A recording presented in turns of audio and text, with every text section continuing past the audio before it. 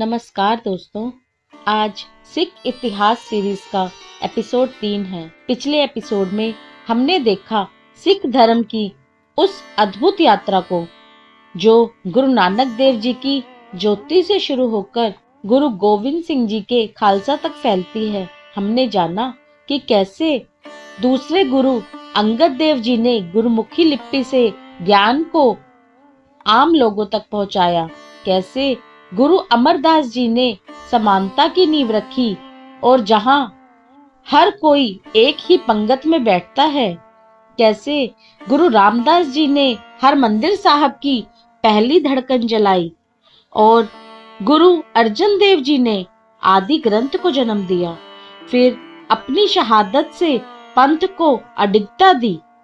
इसके बाद गुरु हरगोविंद सिंह जी ने मीरी पीरी के साथ सिख पहचान को संत से सिपाही बनाया और गुरु तेग बहादुर जी ने धर्म रक्षा के लिए सर्वोच्च बलिदान दिया।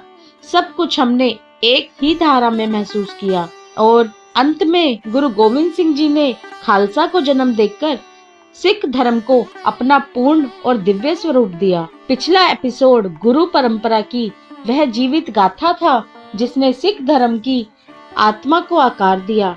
आज के एपिसोड में हम उन्हीं भूली हुई कहानियों को खोलेंगे। वो कौन थे जिन्होंने गुरु का साथ दिया और सिख परंपरा में उनका योगदान कितना गहरा है। गुरु नानक देव जी की संगत में हिंदू भी थे, मुसलमान भी थे, सूफी भी थे, संत भी थे और इन सब लोगों ने मिलकर सिख धर्म की जड़ें मजबूत की। आज हम सभी की कहानियां याद करेंगे जिनके कारण यह परंपरा जीवित हुई। अगर आप सिख सीरीज की हर कड़ी तक पहुंचना चाहते हैं तो इस वीडियो को लाइक करें, चैनल को सब्सक्राइब करें और बेल का आइकन जरूर दबाएं ताकि अगला अध्याय आप तक स्वतः ही पहुंच जाए। चलिए अपनी यात्रा पर चलते हैं। गुरु नानक देव जी चाहे 4 उदासियों में जंगलों से गुजरे हों, रेगिस्तान में भूखे चले हों या पहाड़ों पर तपा देने वाली हवाओं में निकले हों, एक व्यक्ति हमेशा उनके साथ था जिनका नाम था भाई मर्दाना। एक मुस्लिम मिरासी वंश से आने वाला यह रबाबी पहली ध्वनि था जिसके साथ कीर्तन का जन्म हुआ। नानक की वाणी निकलती थी और मर्दाना अपनी रबाब पर उसे स्वर्गिक स्वर दे देता था। उसका त्याग, भूख, डाकुओं का खतरा और अंत में अटूट संगत, उनका जीवन दिखाता है कि संगत जाति और धर्म से नहीं सत्य से बनती है। दूसरा नाम आता है भाई बाला का, जो एक मौन इतिहासकार के रूप में नानक के साथी बने। भाई बाला हिंदी पृष्ठभूमि में से थे, लेकिन वह गुरु की राह में चले तो ना धर्म बचा ना पहचान, सिर्फ संगत की महिमा बची। उन्होंने गुरु की यात्राओं, मुलाकातों, संवादों और चमत्कारों को अपने भीतर उतार लिया। उनकी वजह से सिख धारा को पहली पीढ़ी की मौखिक परंपरा मिली। उनका त्याग बहुत बड़ा था। उन्होंने अपना घर परिवार छोड़ दिया और गुरु के साथ चारों उदासियों में साथ रहे। धूल, बारिश, भूख, बीमारी सब स्वीकार किया पर गुरु का साथ कभी नहीं छोड़ा। तीसरा नाम आता है भाई बुड्ढा जी।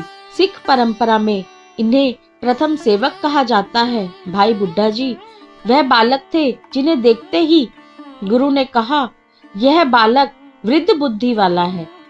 उनकी भक्ति इतनी सच्ची थी कि उन्होंने 6 गुरुओं की सेवा का सौभाग्य पाया। सिख इतिहास के सबसे पवित्र सेवक और सिख मर्यादा के पहले ग्रंथी भाई बुड्ढा जी कहलाए। चौथा नाम आता है भाई लहणा जी। इन्हें बाद में गुरु अंगद देव जी के नाम से जाना गया। वे एक विनम्रता का सर्वोच्च उदाहरण है। लहणा एक व्यापारी थे, लेकिन जब उन्होंने गुरु नानक का शब्द सुना तो उनका जीवन बदल गया। उन्होंने सेवा में इतना झुककर चलना सीखा कि नानक ने कहा, तू अंग है मेरा, और इस प्रकार वे गुरु अंगद देव जी बने। उनका त्याग भी बहुत बड़ा था। अपना नाम, परिवार, व्यापार सब कुछ उन्होंने गुरु के चरणों में छोड़ दिया। इसी विनम्रता से सिख धर्म की पहली चमक छिपी है। पांचवा, नाम किसी एक का नहीं, सब संतों का है, जिसमें हिंदू संत, सूफी और भगत सब आते हैं। सिख धर्म के निर्माण में इनका आध्यात्मिक योगदान है।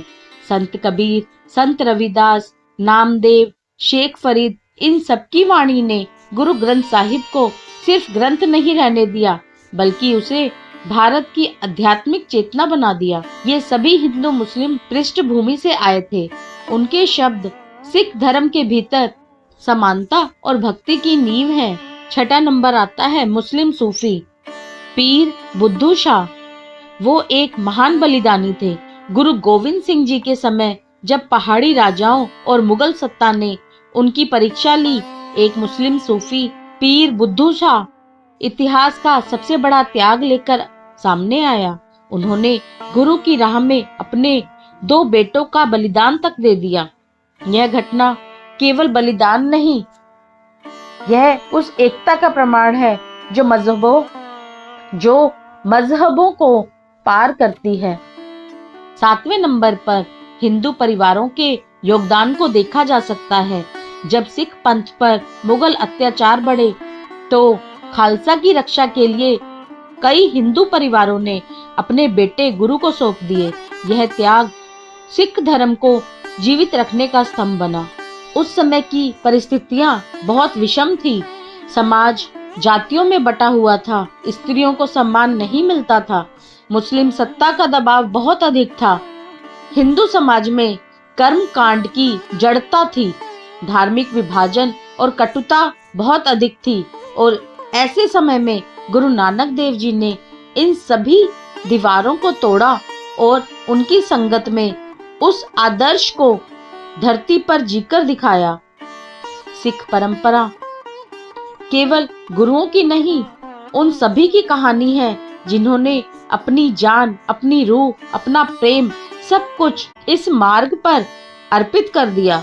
नानक की संगत यही थी, धर्म से परे, जाति से परे, सिर्फ सत्य की खोज में। यदि यह अध्याय आपके मन को छू गया हो तो वीडियो को लाइक और सब्सक्राइब जरूर कीजिएगा और बेल आइकन दबाना ना भूलें, ताकि सिख सीरीज का हर अगला अध्याय आप तक समय पर पहुंचे।